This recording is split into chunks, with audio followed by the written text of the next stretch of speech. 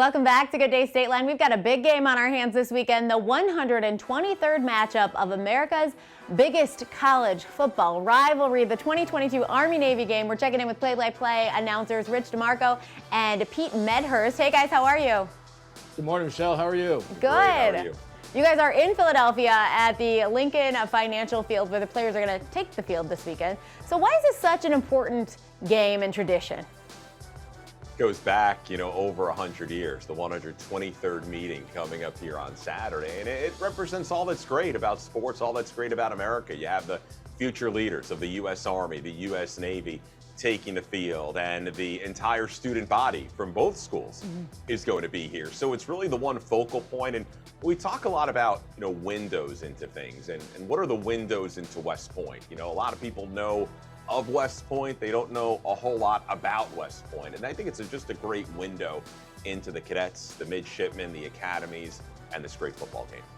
And who doesn't love a great football game, right? Especially on a Saturday in December. Being that it's the 123rd game, I haven't been keeping track. So who's leading right now with wins?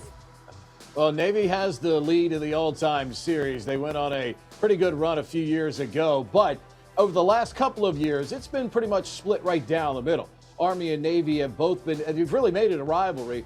Jeff Monken has, since taking over as the coach at Army, Army-Navy was a rivalry only in the marquee, but now it is a true rivalry because a rivalry, you have to have both teams winning, and that's what's happened over the last couple of seasons. But it's made for great theater for the TV audiences, and that's what it's all about.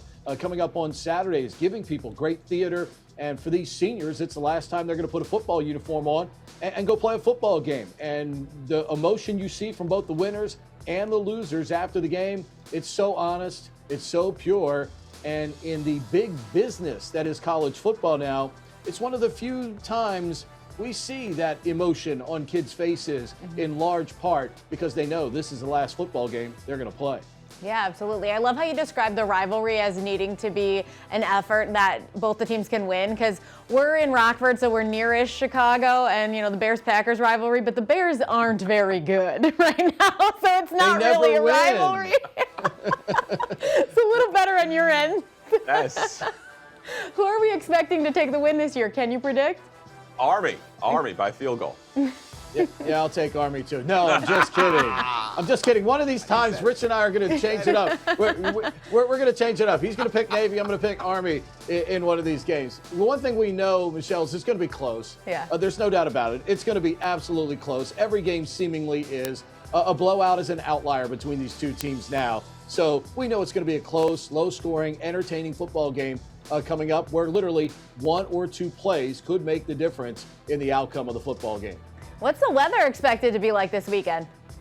Should be in the 40s, so it looks like we're gonna skirt any precipitation. We all know back to 2017, the snow game here at Lincoln Financial Field. Army wore white jerseys, so it's the right year to wear white. And then a couple of years ago when the game, because of COVID-19, was moved up to West Point, Army wore green jerseys and kind of blended in when the fog rolled in. So I think we're going to have hopefully none of those issues coming up on Saturday with the weather, and it's going to be a great day for the fans, great day for everyone.